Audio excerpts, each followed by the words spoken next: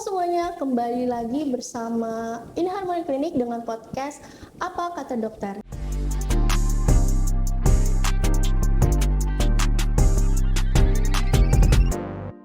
Kali ini di episode hari ini kita bakal bahas tentang umroh mandiri untuk pemula. Kira-kira mungkin healthy people banyak ya yang pernah ngelihat di sosial media tentang perjalanan umroh mandiri ini. Dan mungkin healthy people juga banyak yang bertanya-tanya gimana sih umroh mandiri ini, apakah ribet dan apakah sah? Nah, kita kebetulan kedatangan dua orang narasumber. Yang pertama itu berasal dari Travel Umroh Nur Ramadan Travel. Nah, Nur Ramadan Travel ini sudah menangani puluhan ribu bahkan ya jemaah-jemaah yang ingin melaksanakan ibadah umroh. Berikut adalah Pak Ustadz Ahmad Syauqi Mubarak. Ya. Perkenalkan, selamat datang Pak Ustadz, apa kabar? Terima kasih, Alhamdulillah baik. Alhamdulillah ya, cuacanya sekarang lagi gonjang-ganjing ya di Tanah Suci ya. Oke, yang kedua ada dari InHarmony Clinic sendiri yang bakal bahas tentang persiapan dari sisi kesehatannya. Berikut adalah Dr. Sari Yulianti. Selamat datang dokter, apa kabar? Baik. Alhamdulillah. Nah, buat healthy couple yang pengen tahu dan pengen cari info nih tentang umroh mandiri dari sisi travelnya kah atau dari sisi kesehatannya kah? Yuk ikutin lagi podcast Apa Kata Dokter untuk episode kali ini. Untuk pertama mungkin aku bakal tanya ke Pak Ustadz. Tentang umroh mandiri ini kira-kira pengertiannya apakah benar-benar kita berjalan sendiri atau ada travelnya nih di belakangnya Pak Ustadz? Bisa dijelaskan dulu nih Pak Ustadz. Ya, bismillahirrahmanirrahim. Assalamualaikum warahmatullahi wabarakatuh. Hamdan wa syukran lillah wassalatu wassalamu ala rasulillah amma ba'd. Sebelum mungkin kita pembahasan lebih detail tentang Undang-Undang Nomor 14 2025 itu ya terkait umroh mandiri, izin memperkenalkan diri kami dari PT Nur Ramadan. Itu alhamdulillah sudah melayani jamaah haji maupun jamaah umroh sejak tahun 2001 dan 2002 itu sudah mulai kita melayani. Alhamdulillah layanan kita itu terkhusus memang jamaah yang ingin berangkat umroh dan jamaah yang ingin berangkat haji plus ya, bahasanya dulu itu haji plus, sekarang kementerian menyebutnya jamaah haji khusus. Nah, terkait dua layanan ini tadi yang sudah kita berkhidmat kepada masyarakat, ada layanan terbaru lagi yang memang sudah disampaikan oleh pemerintah dalam hal ini Republik Indonesia lewat Undang-Undang Nomor 14 2025 tentang umroh mandiri ya. Nah, memang dari sisi pendampingan yang ditanyakan tadi itu, dari pihak penyelenggara itu tidak mendampingi secara full.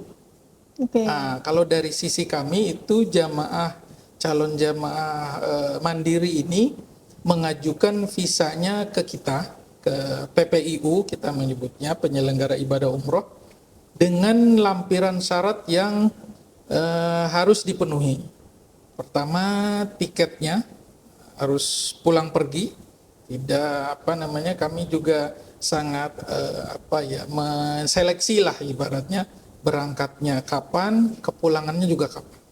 Terus yang kedua, hotelnya juga sudah harus fix, di mana calon jamaah ini yang akan mengajukan visa umroh tinggalnya di mana, di Madinah di hotel apa berapa hari, di Mekah juga hotel apa berapa hari, itu semua lengkap. Nah, setelah itu baru nanti kita mengajukan pengajuan visanya lewat kita PPIU untuk diberikan kepada jamaah. Oke. Kelihatannya kayaknya agak ribet nih ya Pak Ustadz. Cuma mungkin buat healthy people yang bener-bener pemula banget, kira-kira ini kan berarti kita sendiri yang nyari semuanya ya Pak Semua Ustadz. sendiri. Nah kalau dari travel umrohnya ini kira-kira ada rekomendasi-rekomendasi nggak ya? Untuk kayak transportasi, hotel, karena kan terdengarnya tuh ribet banget untuk kita yang cari sendiri di umroh mandiri ini. Gimana Pak Ustadz? Ya terlebih karena memang bahasanya saja sudah mandiri gitu ya. Beda dengan kami ada juga layanan umroh private namanya. Nah, private ini lebih ke dari namanya juga sudah private gitu kan, tidak tergabung dengan grup jamaah umroh yang perombongan misalnya kan. Nah, alhamdulillah kita pun Nur Ramadan dipercaya oleh masyarakat, hampir setiap bulan kita melayani umroh private. Bedanya dengan umroh mandiri itu yang di awal Mbak tanyakan tadi, semua ini kita cover.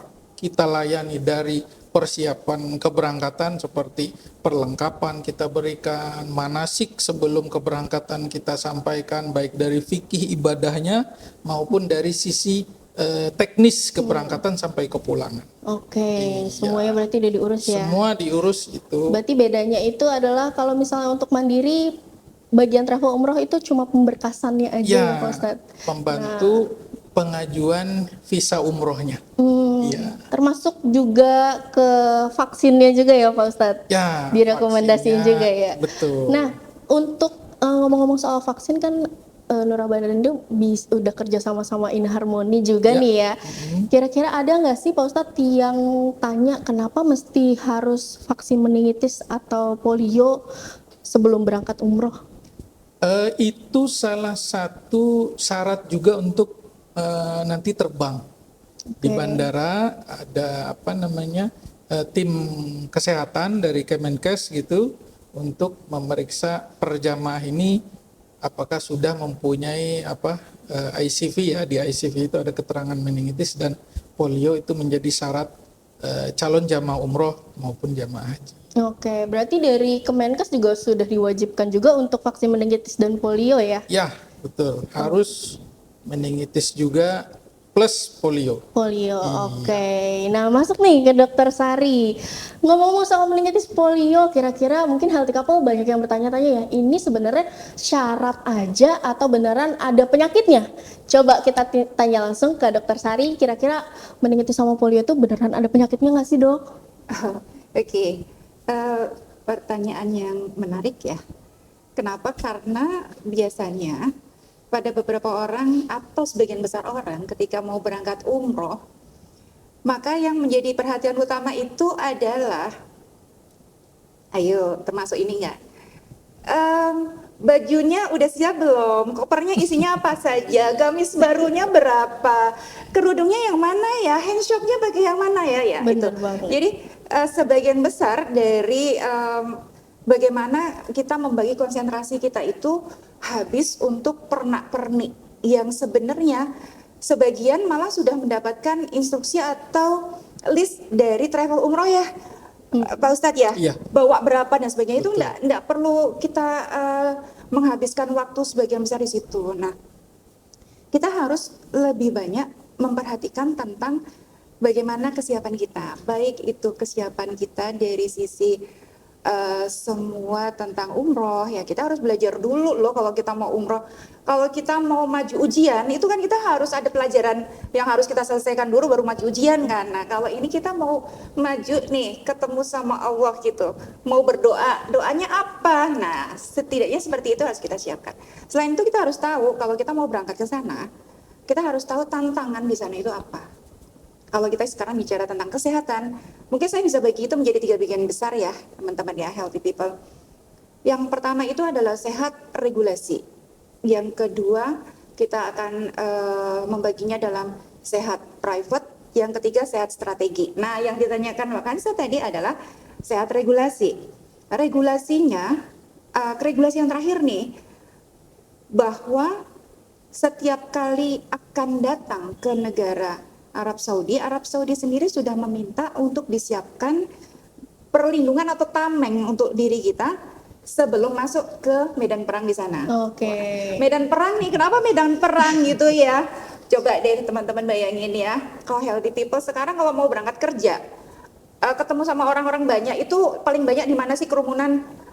Halte busway mungkin ya, MRT gitu ya. Transportasi umum Transportasi lah ya, Dok. umum lah ya, mau kemana lagi gitu. Tapi kalau bayangin ke sana, begitu kita mau jalan, itu kita di tengah kerumunan orang yang ribuan. Di halaman masjid itu kita udah nggak kehitung lagi itu berapa ribu kepala yang harus kita Iya. temuin di dalam masjid, apalagi gitu. Bagaimana kita bisa menjaga sehat kita di tengah kerumunan orang banyak?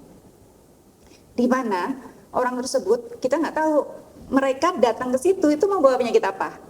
Apakah mereka datang ke situ dalam kondisi prima, sehat? Itu yang kita harapkan. Tapi kalau ternyata dia datang dengan membawa penyakit meningitis misalnya, dan healthy people tahu nggak meningitis itu menularnya lewat apa? Lewat bersin, droplet.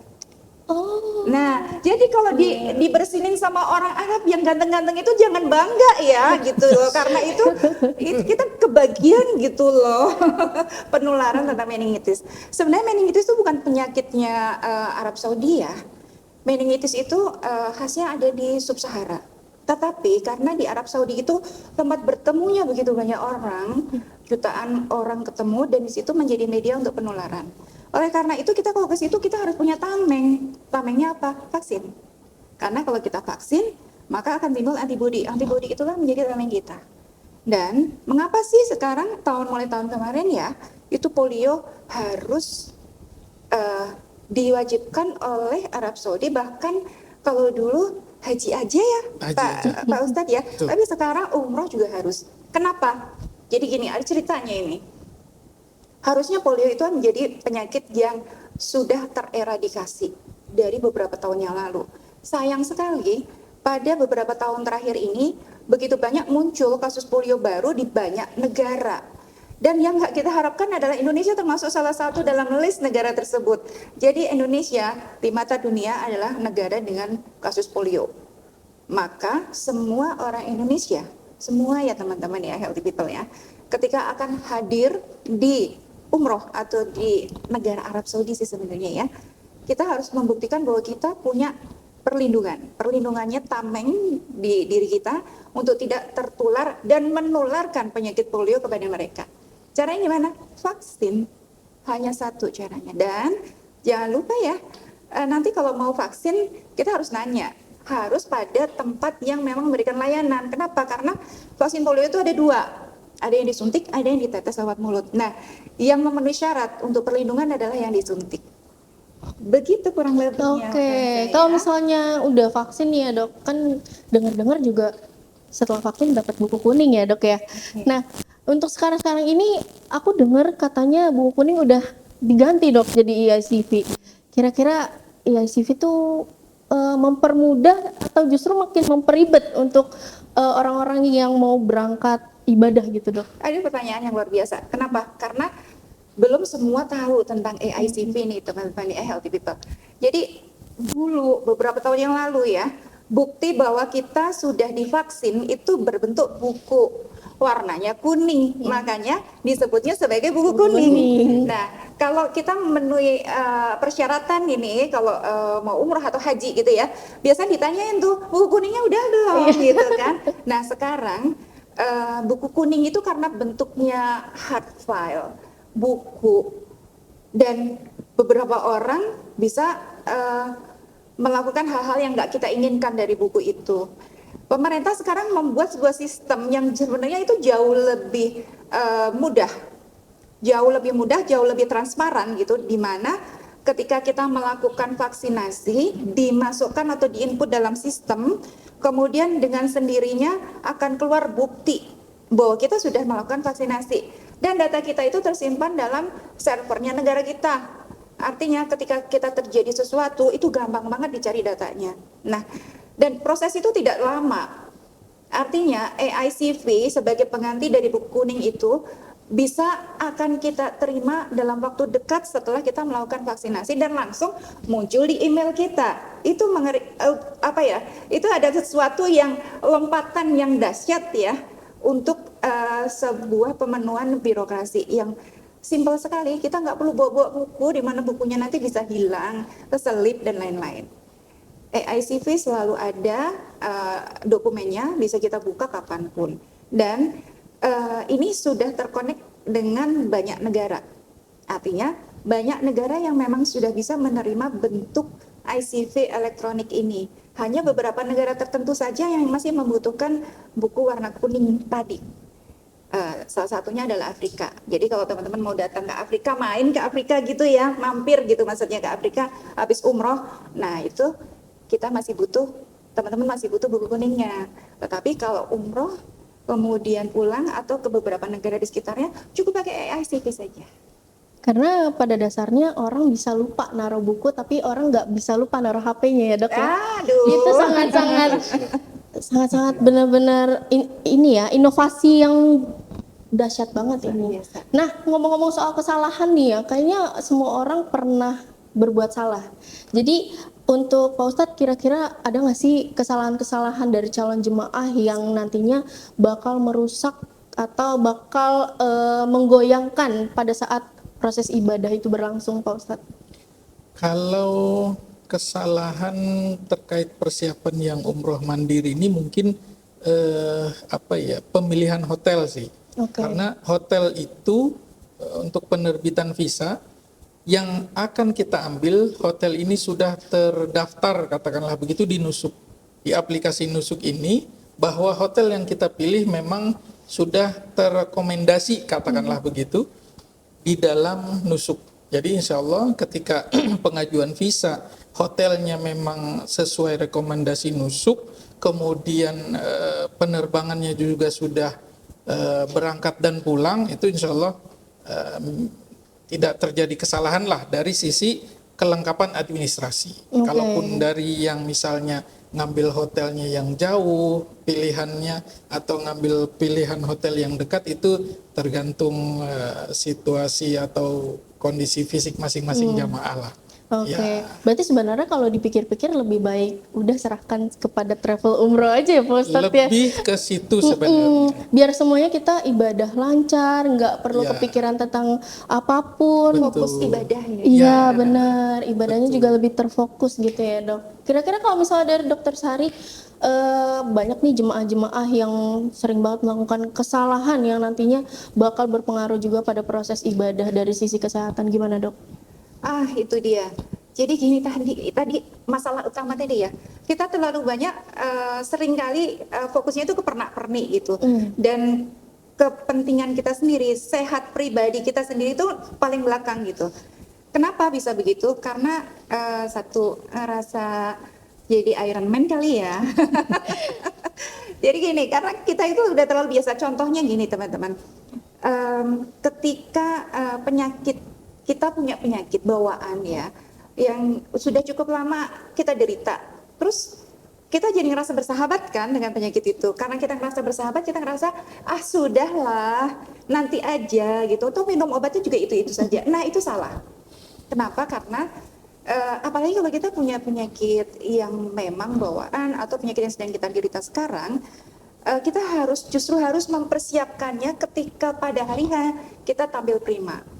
Gimana caranya? Kita harus mengerti tentang bagaimana penyakit kita itu. Contohnya ya, kita punya penyakit, ada seseorang yang punya penyakit asma. Kalau punya penyakit asma, tentu dia harus tahu pencetusnya apa. Kalau ternyata pencetusnya itu dingin, dan kebetulan berangkat ke Arab Saudi pada bulan-bulan ini, Desember, Januari, ke Februari, itu sangat dingin di sana.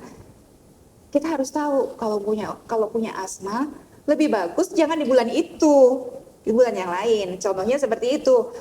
Jadi kita tahu sendiri, kita bisa menilai kekuatan kita bagaimana, setinggi apa, dan bagaimana kita mempersiapkannya. Termasuk obat-obatan private ya yang selalu kita minum. Kita harus punya persiapan, paling nggak kita di sana berapa hari. Kalau di sana 10 hari, jangan bawa obatnya 7 hari. Dengan alasan, nanti di sana bisa beli, oke, yakin akan mudah beli obat di sana, yakin akan ketemu apotek yang lengkap di sana yang bisa memenuhi kebutuhan, yakin merek yang itu ada di sana. Nah, jadi kalau bawa obat yang cukup. Terus satu lagi, ada tips satu lagi yang penting, kalau bawa obat jangan dibuka dari bungkusnya ya teman-teman ya. bawa sebungkusnya karena di situ ada mereknya, ada expirednya dan sebagainya. Jangan dibuka, ditaruh dalam satu tempat karena itu kalau kita bawa satu dengan bungkusnya akan sangat membantu orang-orang dalam suatu kondisi, orang-orang sekitar kita ketika ada suatu kondisi yang membutuhkan bantuan, dia akan lebih mudah untuk membantu kita. Dan tadi kalau kesana 10 hari, baunya 14 hari lah ya gitu, jangan mepet gitu. Siapa tahu ada delay gitu kan ya. Terus bagaimana kita bugar di sana? Olahraga teman-teman. Dan olahraganya, kalau berangkatnya tanggal 1, jangan mulai olahraganya tanggal 21 bulan sebelumnya. Seminggu sebelumnya baru olahraga gitu ya. Jadi kalau kita olahraga atau mempersiapkan kebugaran kita dalam waktu yang cukup, bisa paling nggak 3 bulan sebelumnya kita harus yakin bahwa kondisi kita menuju ke puncak. Atau sebenarnya nih healthy people, kita mulai dari sekarang. Kenapa? Kalau kita mempersiapkan diri, kita memantaskan diri kita bugar mulai sekarang, siapa tahu undangan umroh datang lebih cepat. Amin. Gitu kan? Nah, begitu Mbak Kansa? Iya, kadang beberapa orang kadang suka menyepelekan hal-hal kecil ya dok ya. Walaupun misalnya udah vaksin meningitis polio sebagai perlindungan, tapi ya balik lagi kita nggak tahu penyakit apa yang datang selain meningitis atau polio. Kayak kemarin dok, aku punya cerita tentang keluarga aku yang habis berangkat dari umroh. Jadi kan bulan Desember itu di Madinah itu lagi dingin-dinginnya ya Pak Ustadz ya. Nah, pas-pasan banget mama aku tuh alergi tapi tidak bawa obat sama sekali. Nah akhirnya itu yang bakal mengganggu proses ibadah karena kan benar-benar harus bentol-bentol semuanya, terus sampai kayak nggak fokus gitu menjalankan ibadahnya. Jadi mungkin healthy people yang pengen berangkat umroh atau ibadah haji bisa dipersiapkan, jangan cuma vaksinnya aja ya dok ya, tapi persiapan ke pribadinya sendiri gitu. Nah untuk dari Pak Ustadz nih aku mau tanya, kira-kira ada nggak sih tips-tips nih, kan sekarang bulan-bulannya yang orang-orang mau berangkat umroh ya, karena kan mengejar bulan puasa ya Pak Ustadz. Nah kira-kira ada tipsnya nih biar orang-orang bisa menjalankan umroh tapi nggak ada yang kelewat atau nggak ada kesalahan sama sekali, gimana Pak Ustadz? Kalau dari sisi persiapan tadi di awal kita sampaikan begitu, dan ditambah juga dari sisi ilmu untuk melakukan ibadah di sana.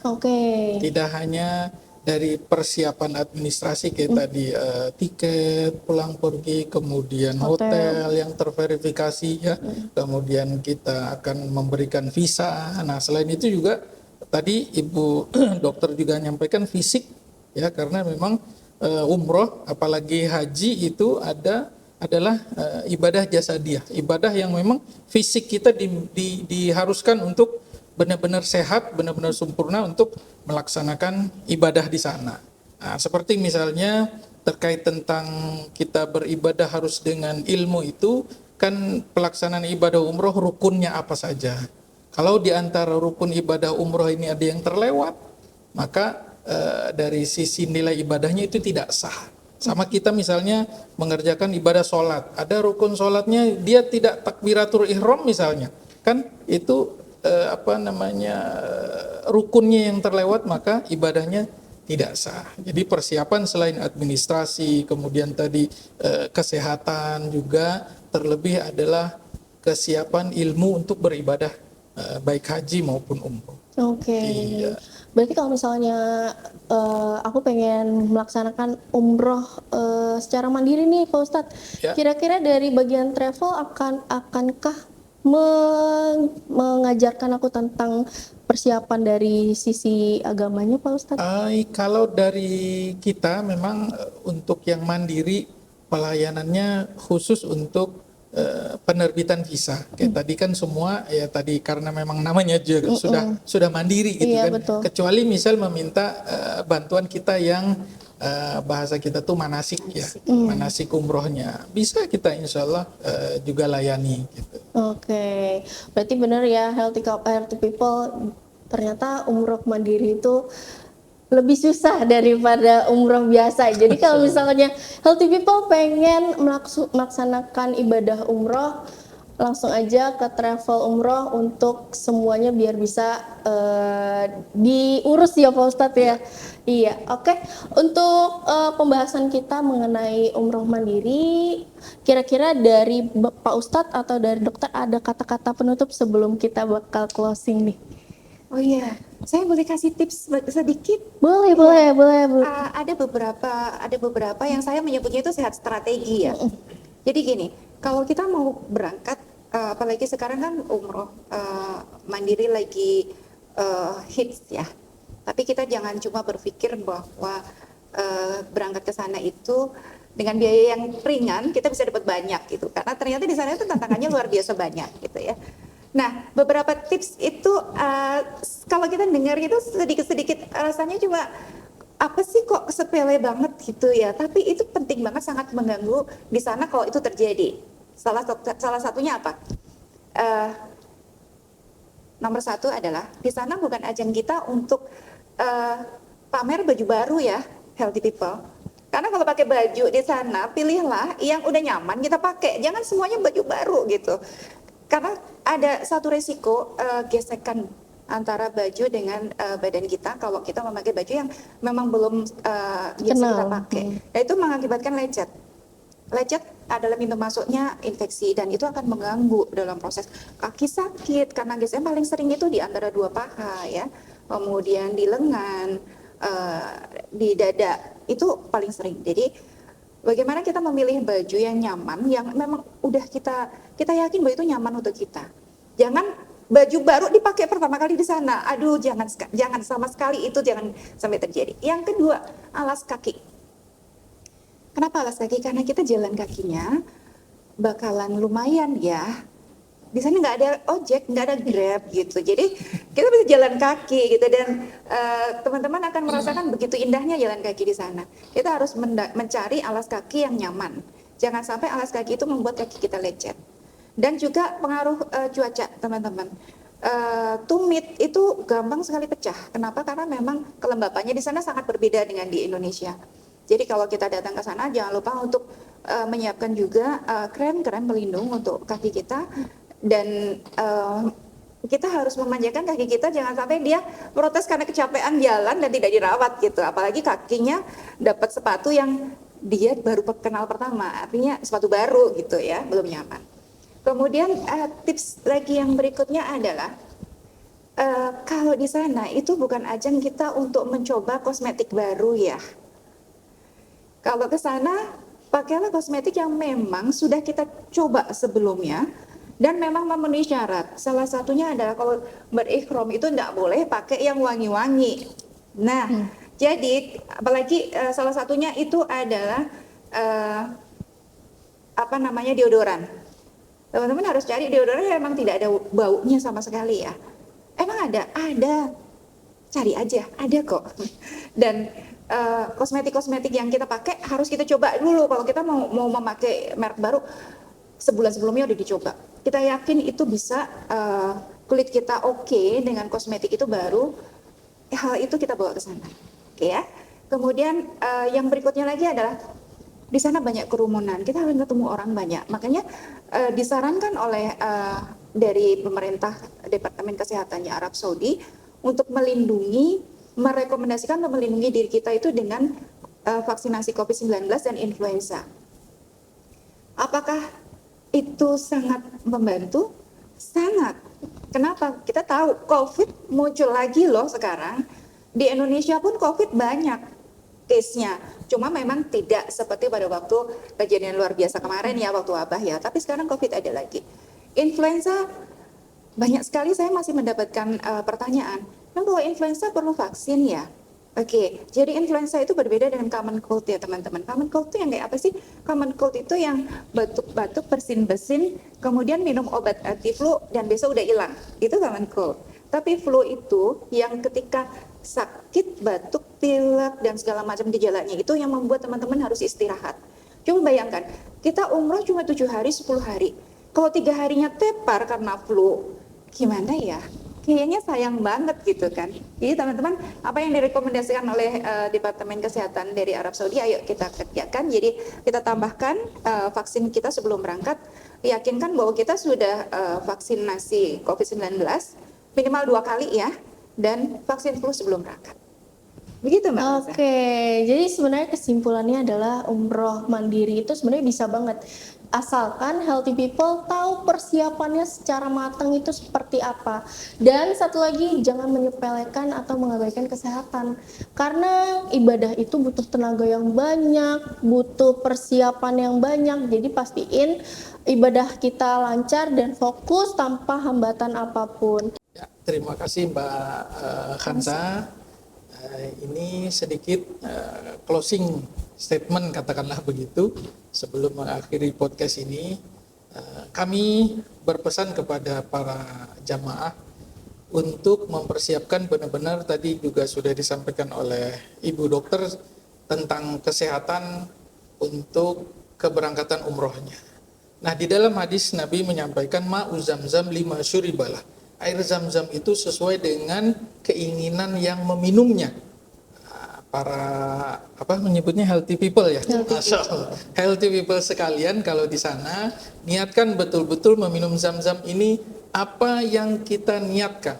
Silahkan bebas. Bismillah ya Allah, berikan kesembuhan kepada hamba dengan meminum air zam-zam ini, bisa, atau doa-doa kebaikan untuk diri kita, untuk keluarga kita dan lain sebagainya. Kita panjatkan betul-betul di dua kota suci ini, Makkah Al-Mukarramah maupun di Madinah Al-Munawwarah. Kemudian ada juga yang tidak kalah sangat pentingnya adalah tadi mempersiapkan administrasi dengan rapi, kemudian persiapan kesehatan, dan hadis Nabi menyampaikan khuzu anni manasikakum, kerjakanlah apa dalam kalian berhaji maupun berumroh sesuai dengan apa yang pernah aku lakukan, kata Nabi. Jadi ibaratnya kita kembali kepada sunnah, bagaimana Nabi berumroh, bagaimana Nabi berhaji dan lain sebagainya, sesuai dengan apa yang beliau pernah lakukan bersama keluarga dan para sahabat beliau, dengan harapan semoga ibadah umroh, ibadah haji yang kita lakukan dengan step-step ketentuan-ketentuan seperti yang kita lakukan, persis apa yang dilakukan oleh baginda Rasul Sallallahu Alaihi Wasallam, maka insya Allah kita akan mendapatkan predikat haji yang mabrur, predikat umroh makbulah, haji yang diterima dan ibadah yang diterima di sisi Allah Subhanahu Wa Taala, yang dimana ini merupakan ultimate goal kita, al hajjul mabrur laisa lahu jazaun illal jannah. Ya, ultimate goal kita adalah mendapatkan haji yang mabrur, untuk bersama-sama kita berkumpul di surganya Allah bersama para anbiya, para nabi, para rasul, para syuhada dan seluruh keluarga tercinta kita. Oke, terima kasih teman-teman Healthy People sudah menonton episode tentang umroh mandiri kali ini. Sampai jumpa di podcast Apa Kata Dokter berikutnya. Sampai jumpa. Terima kasih.